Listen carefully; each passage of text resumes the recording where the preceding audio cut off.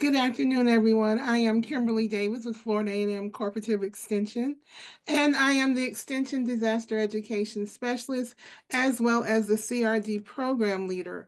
So my focus of today's topic is going to be building climate resiliency through disaster preparedness education. And I live in the state of Florida, so you know what that means. Lots of disasters. Florida ranks number 5 in the top 5 among those that have a lot of billion-dollar disasters every year and a lot of disasters, period. So far this year, we have truly been slammed with hurricanes and tornadoes and flooding. So that's why one of the things that we focus on is building disaster resiliency through preparedness, because we know that a lot of the disasters that we're having now, they are really a result of climate change. That's why we have extreme flooding, extreme heat events, extreme drought. So we want to focus on training our citizens how to be better prepared and more resilient to respond to the various disasters that they may face. This is just a snapshot of this year. Um, in this corner, these are all really happened in this area, because we haven't really been slammed in Tallahassee, but this year we were. So this is a flooding event that happened not far away from campus in earlier in September. This is really student housing around the corner from FAMU's campus. This is one of the hurricanes that we had that happened down in Taylor County, which is 50 miles from campus. This is a tornado that hit campus. This is another tornado, a hurricane that happened in a neighboring county. And this is a wildfire that occurred in Central Florida. And these all happen in vulnerable and at-risk areas. So that's one of the things that we focus on at Florida A&M Extension, is that we work with communities that need a little more help. So this is why we do this. So what we do is we do disaster preparedness education, we do environmental and conservation education, and community resilience and mitigation planning. These are the things that we think help to build resiliency in communities, because you need to be prepared for disasters, and when you're better stewards of the environment, you lessen the impact, of course, of climate change. And then we talk to our communities about things that they can do to be more resilient, such as resiliency and mitigation planning. So one of the main programs that we have is the Family Extension Disaster Preparedness Education and Safety Program. And this program is really to work with our vulnerable communities, our youth, our families, our seniors, small farms, and businesses when it comes to disaster preparedness.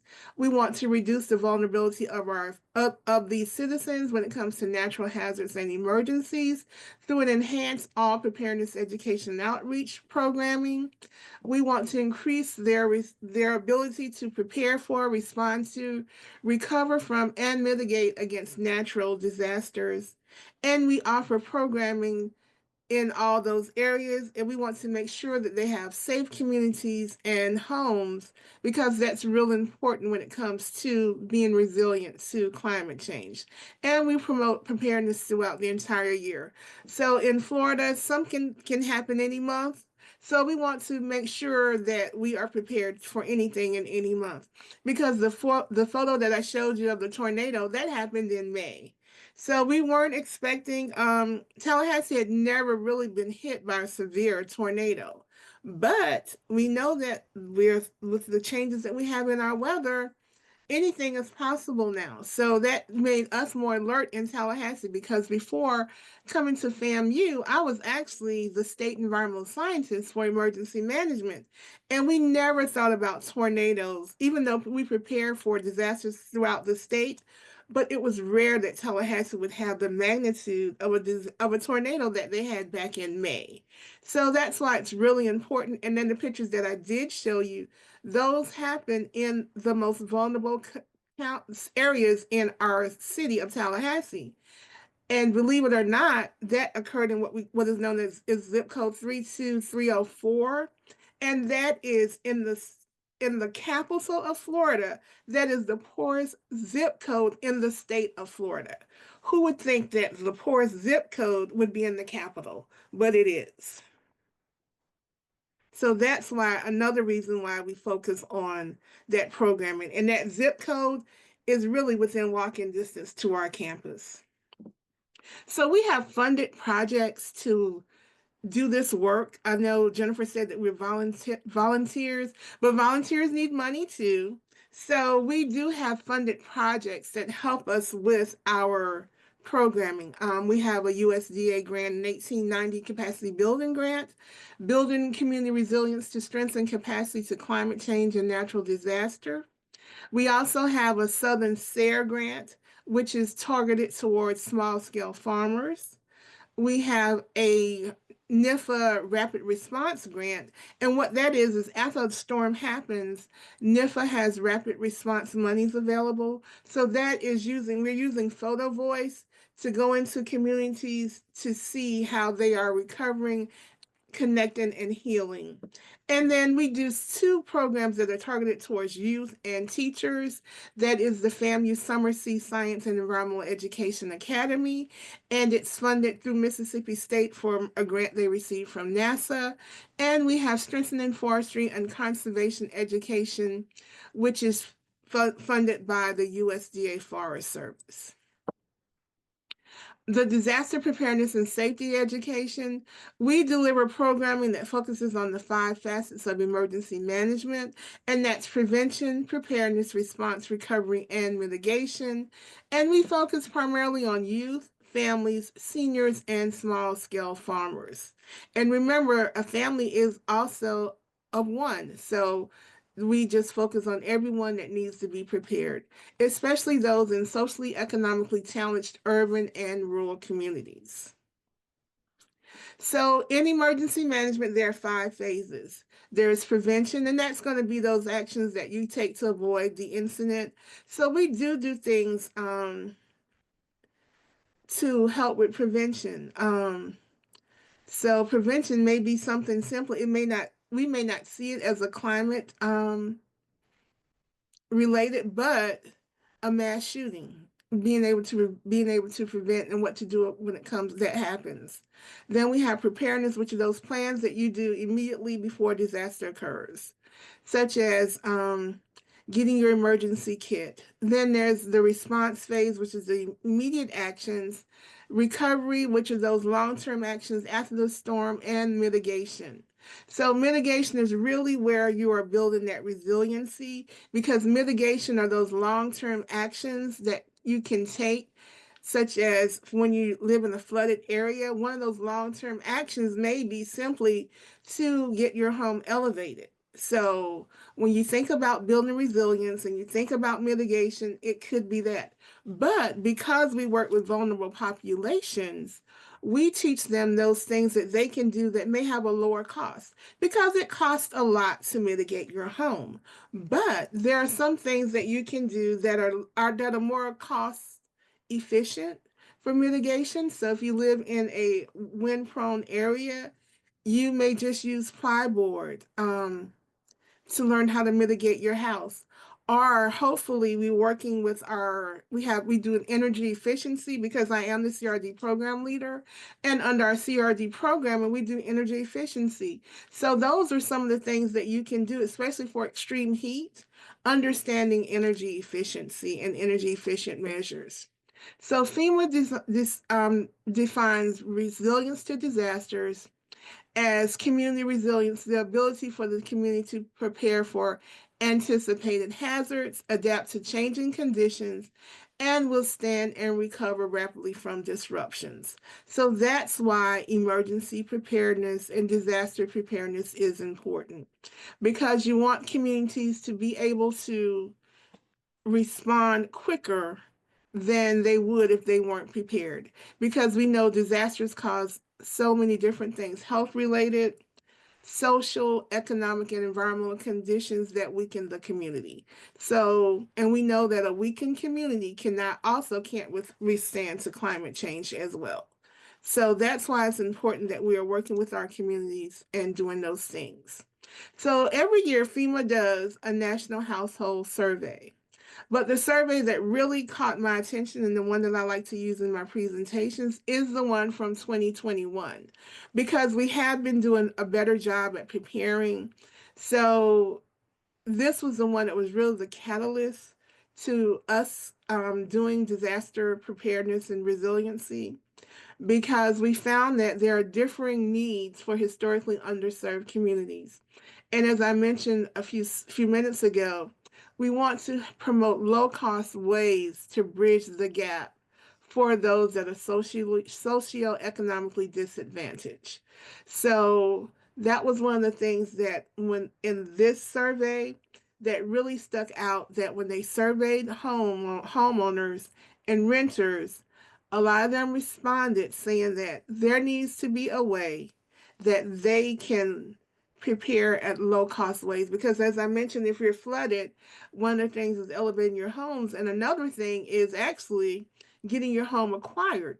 But just think about if your home is acquired out of the flood zone, now you have to worry about, did I have enough equity in my home that it's enough to buy another home? Will I be able to, or do I have to rent? So those are things that you have to think about, and we think about and work through with our communities when it comes to building resiliency, because some things may work for other communities, but for historically underserved communities, those things just don't work. And one of the things that we do for preparedness is that we work with the youth, because what does a child do? A child will simply go home and say, "Hey, mom, hey, dad, guess what I learned today? Hey, grandma, I learned that these are the different clouds." So in one of the photos, this is just teaching kids about the different clouds so they can understand, well, when I see this cloud, especially a nimulocumulus cloud, then I think I need to go inside because it's going to be some severe weather. And then duck and cover, teaching them just when there's a tornado, they need to be able to duck and cover, how tornadoes are made. So we teach them those things using a STEM approach, so that when we're teaching them STEM, we're teaching them the science behind storms.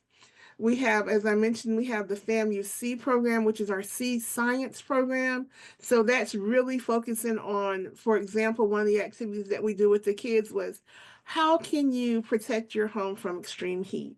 So we do an activity where the kids design a home that can withstand extreme heat, and what kinds of materials a home would need for extreme heat. So those are some of the things that we do with our youth. So like I said, when they get home, they're hopefully the activities are exciting, that once they do them and we tell them why it happens and what you can do, that they go back and share that with their adults. Because youth are really, really important when it comes to preparedness. And can you tell? Yes, I started out as a FAMU 4-H agent. So 4-H and youth program is very dear to my heart. So working with our children and making sure that they understand. And not only that, we also teach them how to environmental stewardship.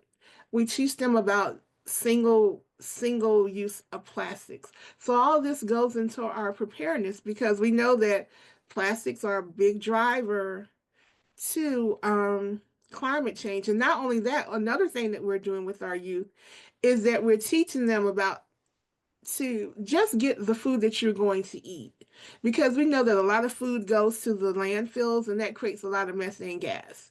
So we teach the kids, just don't, just eat what, just get what you're going to eat. So it's just those simple things when we're doing preparedness in these classes with our kids, that we're helping them. Not only are we talking about disaster preparedness, but we're also talking about environmental stewardship and conservation. Another thing is that when we're working with our adults, we do a lot of community workshops on preparedness, especially with our seniors and our single moms, as well as families. We do a lot of preparedness workshops, and we do community resiliency planning. So we work with communities that need to understand, what are the flood zones in your community? What are the different risks in your community? So when they understand that, they can better prepare and do mitigation planning, because under FEMA, every state has a mitigation plan So we make sure that communities understand that everyone's a part of the state has a mitigation plan, and that if your community does mitigation planning, you can help your community better withstand to disasters. So the main thing about our building resiliency is changing the outcomes. We want to change the threat, change the impact, and change their survivors. So that is the end of my presentation. Thank you. Thank you, Kim. There's one question for Kareem, from Kareem. Can the curriculum used with adults and youth be shared with us? Very interested. Yes, it can be. I forgot to mention I am a part of the Extension Disaster Education Network Eden. And the curricula that we use, we make sure that we post the curricula on the Eden website, and I'll post it in a minute. And you can go to Eden because you're extension and you can get anything that they have. And some of the information, of course, because we're extension and we share resources, it's friendly where you can put your logo on it and and tailor it to your needs. So there is the Eden website and the youth curriculum that I use. FEMA has a program called STEP, so I'll put that in as well. And what we did with STEP, I worked on the actual STEP part, but Illinois Extension made STEP into a 4-H program book. So if you're 4-H, there is a 4-H program book for disaster preparedness as well. So I will put the link for Eden in here, and that STEP 4-H program guide is on the Eden website as well. Question, which is from CJ Kelly. Kim, have you noticed pushback from folks who do not believe in the driving forces of these disasters? Actually, I haven't. And then, because I'm in the state of Florida, there are certain words that we use and we don't use. But I think because, like I said, when Tallahassee got slammed and the areas that got slammed that are getting slammed, I think there's been a wake up call. So I haven't had the pushback that I thought I would have. So, which has been good because when I go into a workshop, I do go in with that mindset like, okay, there's going to be a denier in here, but I haven't had that pushback yet. Thank you. Kim, that was a wonderful presentation. I'm definitely going to be looking up some of those resources you mentioned. So thank you for sharing all that. My name is Megan Kruger, and I am an evaluation and research specialist at West Virginia University, but also serve as an environmental educator in some capacities. My presentation today is going to go over a grant-funded project that we have right now, which is called Preparing Agents of Change for Tomorrow, Building Youth Confidence and Capacity for Climate Resilient Futures in Appalachia. Okay, so the catalyst of this project was a major natural disaster flooding event that happened in West Virginia on June 23rd, 2016. We had a 1,000-year flood, which was catastrophic. It was caused by a storm that delivered about a quarter of the state's annual rainfall in just 24 hours. And it had over $1 billion in damages. And you can see some of the other sad impacts of that storm. This storm took a lot of people by surprise. A lot of these damages that happened were really highlighting some of the vulnerabilities that we have in West Virginia and Appalachia, and a lot of the under-resourced communities that we have, especially in the southern part of the state. We have a lot of social vulnerability, a lot of issues with infrastructure, and this flood just really highlighted a lot of those problems. These are two photos from that flooding event that happened on that day.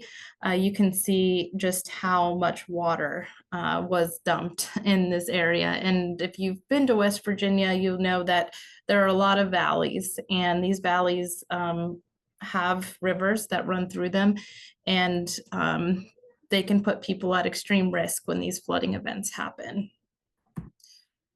We also know, based on some research being done in the state from our university, that flooding is expected to get worse in West Virginia. We have seen predictions that because of climate change and increased temperature, that we will have increased precipitation. You can see on the image on my left, anyway, it's the state, the country. This is from Risk Factor, and it just shows where people are most at risk for flood damage. And you can see this dark blue area is where West Virginia is. You know, even though we are not a coastal area, we still have a lot of risk of riverine flooding and flash flooding. And it is expected to get worse. We also have this county map here where you can see the percent change of properties that are at risk for flooding by 2050 compared to 2020. And you can see some of our counties are at 40% more properties are at risk for damage. West Virginia University is up here in this part of the state, but we work with extension in all counties. So we're really looking at this. So yes, despite West Virginia being one of the most flood-prone states, there's a significant lack of preparedness for these environmental challenges, especially as flooding is getting worse. We already know, based on surveys and opinion maps and Yale climate opinion maps, that over half of our state are having some issues with denial with existence of global warming, and it does complicate efforts to build community resilience.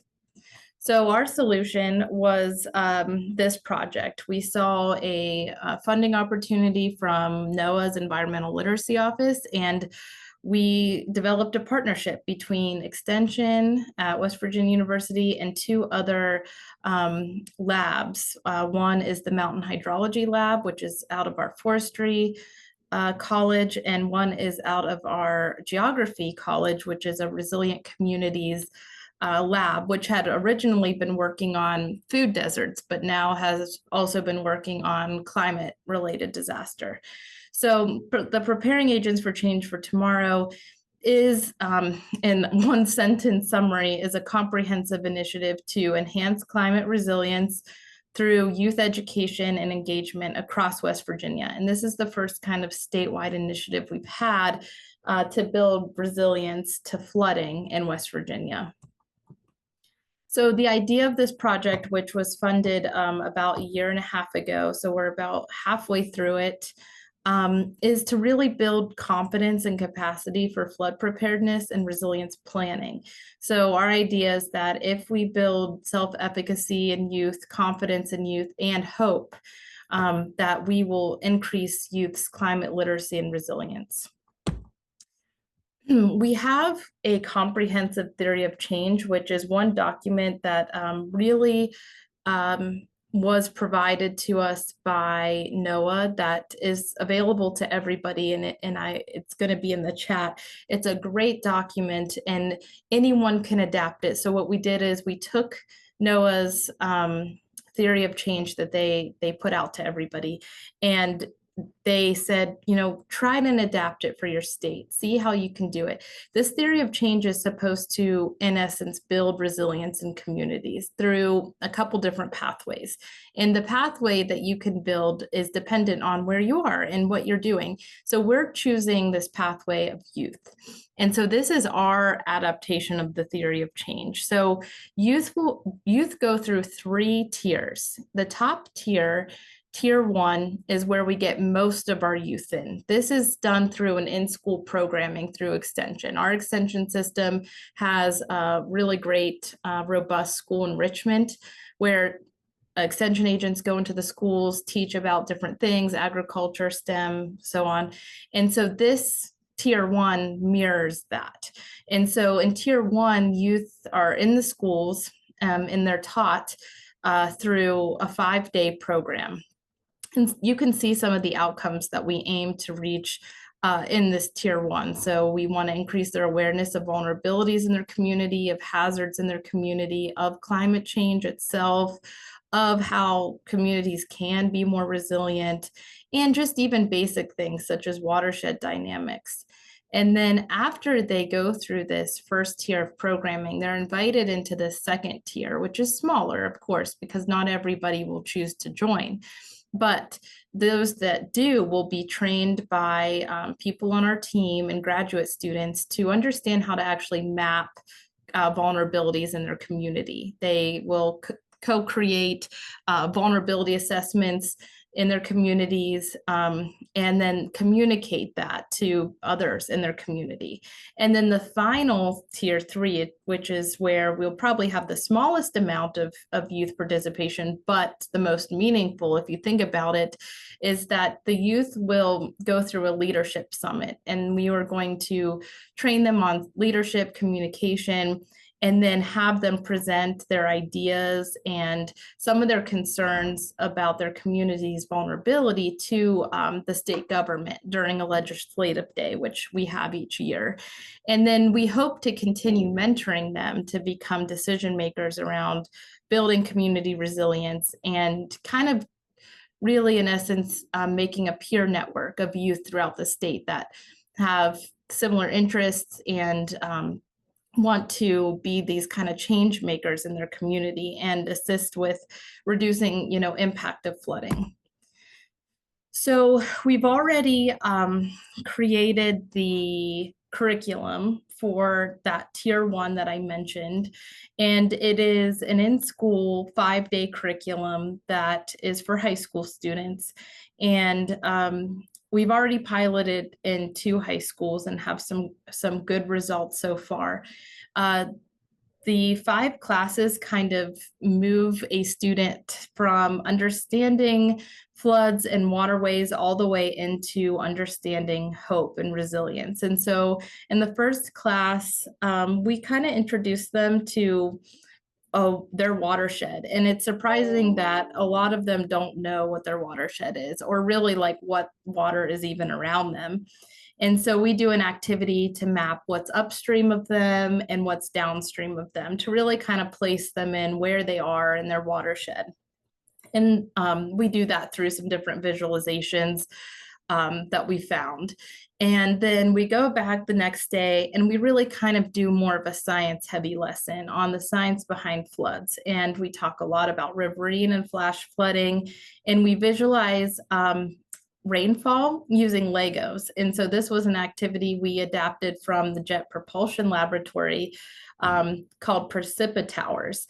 And in this one, students actually look at real data that was collected in West Virginia about annual precipitation from the past 50 years. And they build Lego towers to show how much precipitation was for each year, and then the average. And so then they can see in the past 10 to 15 years how much physically that Lego tower is towering over that average precipitation. And we've had really good feedback on that, because it's something hands-on that they can do and helps them understand, like, how do we even know where this data is coming from? We also look at some simulators of like, what's the difference between flash flood and riverine flooding.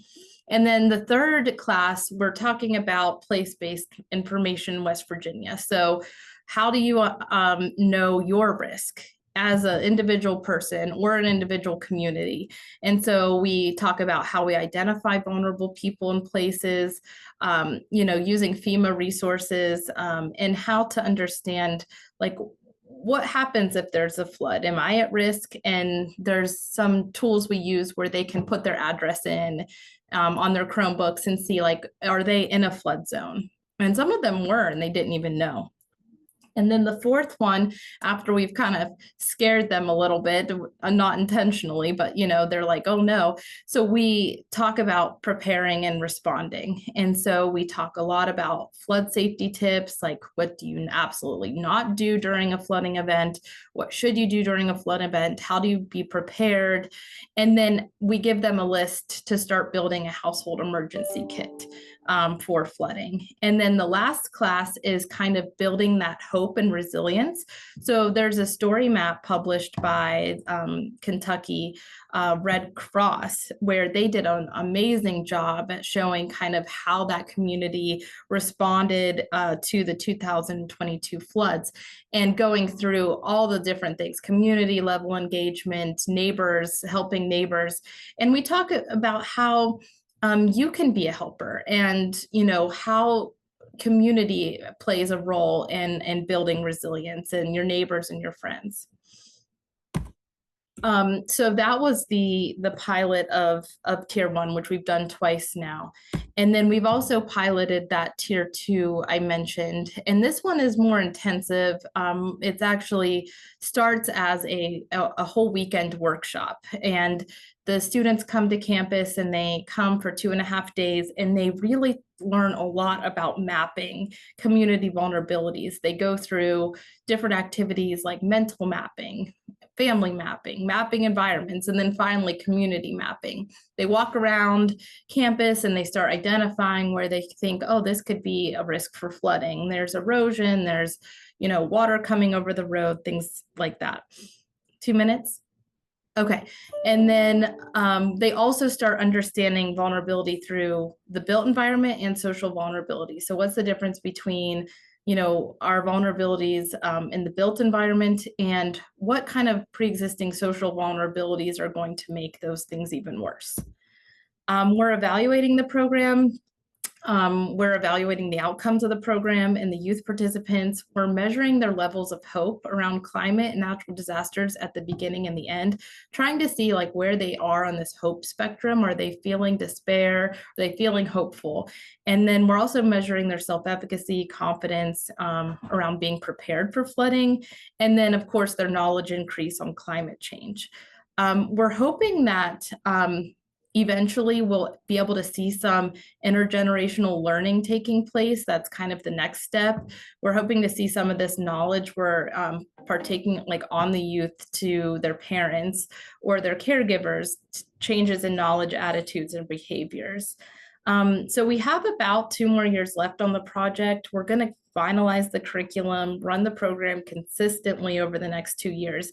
But we're hoping to make it sustainable by branding it as an extension program that's offered via Train the Trainer workshops, where any extension educator in the state could go and take this program and do it in their county. So that's the plan. We're already seeing really good feedback so far, but I will keep talking about this as we learn more. Thank you so much. When you try to assess hope, how do you connect that to doing? Like, in other words, you're trying to assess it, but then you're also, it's kind of like one of those things you never really want to leave open-ended, right? Like you kind of want to like prompt it, and then you want to take it forward. How are you taking it forward? And Jack, if you could start sharing your screen. Do you mean taking it forward, like continuing the conversation? Continuing the conversation, but also enabling and like an empowered action, like figuring out where they are at in their hope spectrum, and then trying to connect it to a doing statement. Oh, yes. Yeah, that's a really good question. So right now we're in the process of creating an instrument, and we've been testing it. So there is some validated scales on hope, but none that we found specifically related to flooding. And so right now what we're doing is adapting a scale to measure hope around flooding and natural disaster. And we're testing it to see if it's measuring effectively, doing some different statistical tests on it. And so I think that once we get to that point, we're going to have to conceptualize how people fall in that scale and where they fall, and if they're like low hope versus medium hope versus high hope. And I think that will only come after we keep developing this instrument. Right now, we're not giving them that information. We're kind of just testing it as of right now. Oh, there's 4 open questions. How did I miss that? Can you have do you have a timeline for when you hope the T2T will be available to cooperative extension personnel? The trainer? Oh, train the trainer. Yeah, no, we don't yet. We are working with Eden. We finally got delegates now for Eden. And so once our curriculum is finished, we plan to upload it onto there. We're going to start Train the Trainer in West Virginia first. And then if it works well, we would be open to doing it elsewhere. Also, Kim, if you could find the adult curriculum as well as the STEP curriculum link.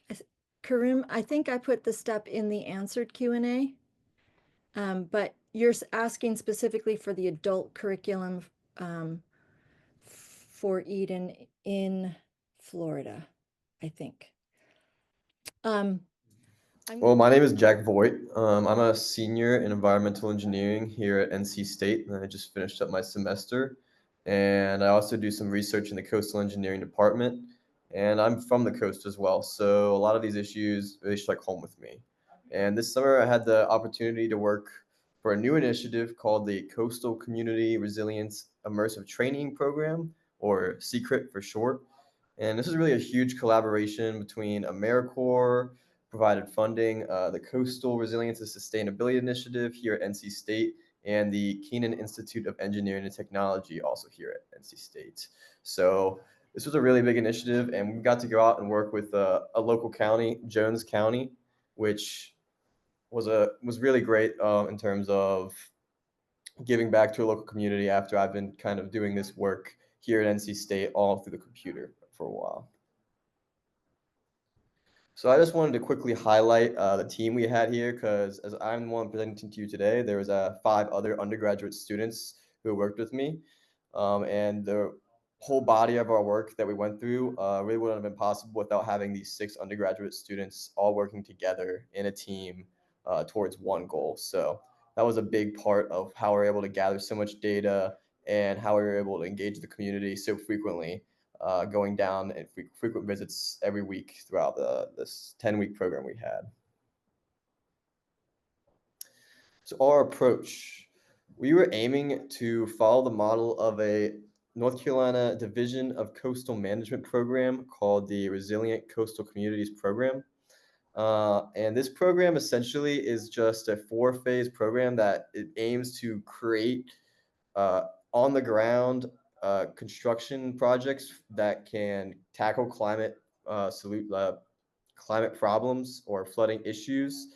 A lot of this has got to do with stormwater and increasing capacity for areas that this money probably wouldn't be in the works for a while if they weren't able to facilitate the funds through this. So our aim was to do this for a community that was not part of the CAMA, the Coastal Area Management Act, or CAMA, as this RCCP program only applies to those CAMA counties that you can see outlined here in green.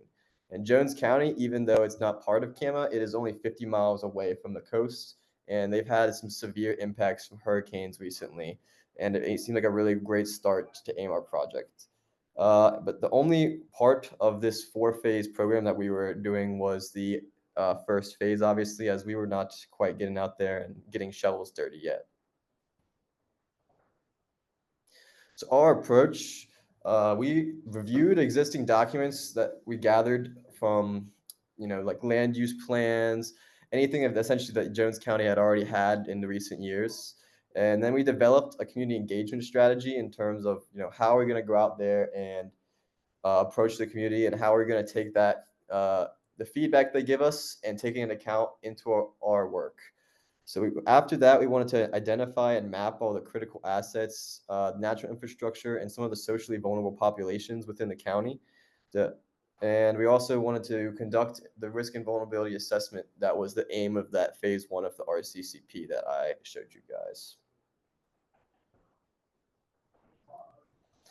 So our deliverables, there was 2 final deliverables that we finished with. One was the risk and vulnerability assessment that I talked about, that aims to kind of be that phase 1 of RCCP that Jones County can now go use in applying for some of these grants. But we also wanted to make a more consumable media that we made in an ArcGIS story map. This map kind of starts out with some cultural assets to really highlight some of the key areas that we heard from Jones County people were very important to them, as well as going into some of the data about the flooding issues that has occurred recently. So a quick assets overview. We were able to really get a large quantity of assets with the 6 undergraduate students we had, and we're all engineering students, so we're all very interested in statistics and different ways to manipulate them, and just using ArcGIS and different tools to really do whatever we can think of doing. This is some of the just basic things that we were able to quantify. Jones County is a very agricultural county, even though it's close to the coast. So productive land and its ability to grow crops was a huge emphasis on some of these during these flood events.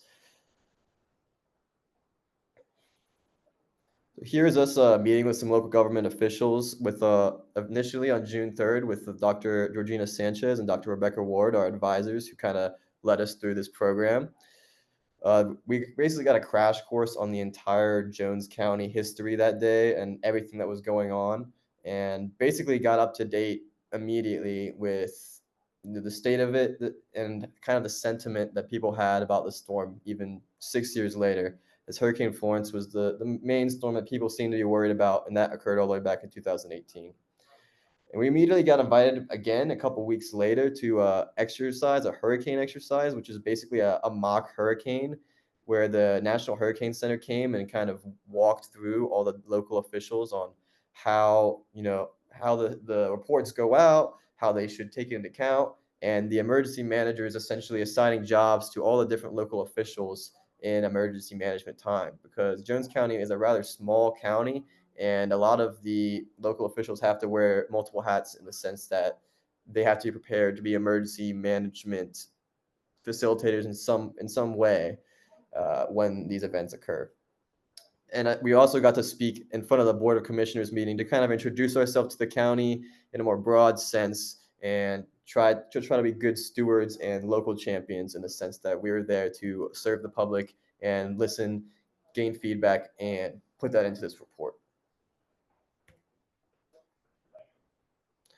We also surveyed local residents at 2 different areas. One was just a restaurant called Aggie's Pizzas and Sub. It just happened to be near a lot of the town offices that we had initially gone out and met at. And when we went in there to get some food the first time, we realized that it was probably one of the higher foot traffic areas in the entirety of Jones County and one of the few restaurants that remained open after this storm. And we realized we could gain some feedback from the community there and take that into account for our report. And we also wanted to get different senses of more vulnerable communities. So we also sent out a couple coordinators to survey people at the filling station, which is a nonprofit, which was giving out food. And we just wanted to get as broad of a resident pool as we could and take into account as much feedback as we could. So this is some of what we heard from the residents. We asked them what they thought was the most important or they were most worried about out of all of these either environmental hazards or community assets. You see schools was the main community asset people worried about, and with just shortly behind public safety and the emergency medical services. And then flooding and hurricanes was clearly the kind of runaway environmental hazard, which we kind of expected coming in after hearing the stories about Hurricane Florence back in 2018. Here's just a couple pictures from Hurricane Florence. This is in Pollocksville, and that man right there is walking across the bridge that you can see here to the right. And U.S. Geological Survey meters read it at over 20 feet of flooding above the normal water crest. So this was a extreme event, 500-year flood as they call it. But I'll kind of get into later what a lot of our work does is breaking down what that 500-year flood means and how we can kind of move forward as extension coordinators and science communicators better in communicating this issue. So here is just some of the data that we compiled from different reports and satellite imagery and FEMA floodplain data. This is Hurricane Matthew, which was 2 years before Florence, and Florence. And we just essentially used this data to take addresses, different critical assets that we found and mapped, and kind of see where they were in the storm extents and the floodplain extents. And doing this allowed us to really think about the differences between these things and kind of communicate some of the misunderstandings in flood data that people will have when they're on the ground. So one of our main messages was floodplains, they flood. Even though it's a 100-year floodplain, it's only supposed to have a 1% chance of annual flooding. We thought that communicating a 26% chance of flooding over a 30-year mortgage is a bit more effective in terms of describing what this really is. And the reason that FEMA floodplains are created is because they flood. So we wanted to make sure that just because it hasn't flooded this often, and this is the first time your house is flooded in a floodplain, these were created because they're flood and they're a low-lying area. And beyond the floodplain as well, we wanted to quantify kind of differences between the floodplain and like this 250-meter buffer zone just outside, because a lot of that really kind of breaks down the issues in development and discussions in the area. So we were able to quantify that even though there's not a ton of infrastructure within the floodplain, you can see almost a third of police stations, addresses, and buildings in general, and over that of productive land was inside that 250-meter buffer zone, which really kind of illustrates the problem that we have as the Hurricane Florence extend outside of the floodplain and way into that 250-meter buffer zone, and maybe even beyond that at certain points. Another thing I want to discuss quickly was buyouts. Because FEMA buyouts was a big part of discussion and a big point of contention, I felt.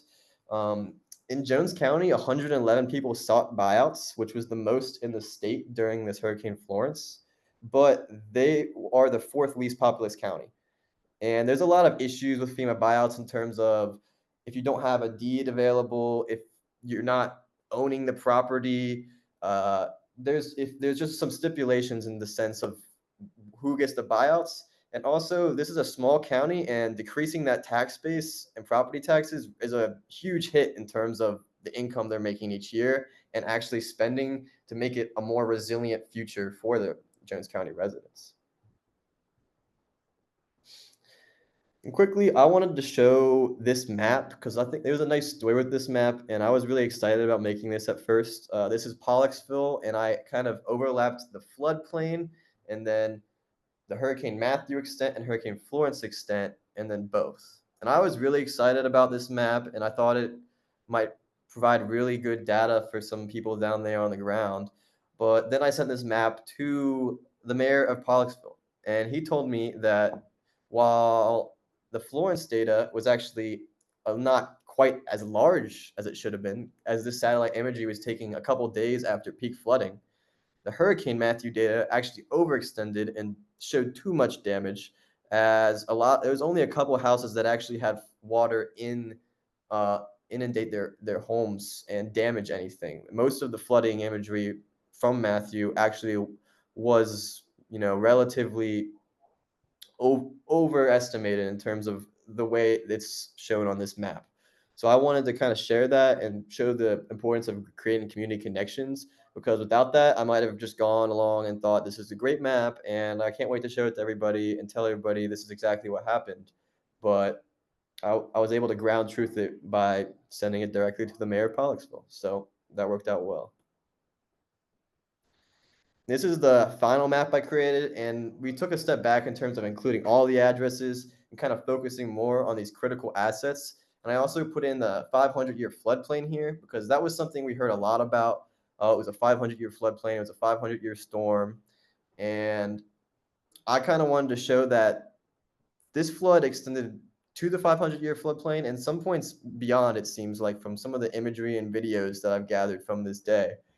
And while 500-year floodplain, it's not a storm that's going to happen very often, with increasing uncertainties in the climate future and lack of different flood flooding issues being accounted for in these FEMA floodplains, they shouldn't be the end all be all in terms of understanding a floodplain and how you accept and intake the data. And I think there needs to be a lot more research and ground truthing in terms of communicating how these floods are going to go ahead in the future and what the work we need to do to ensure that people are safe and understand some of the risks that are going forward.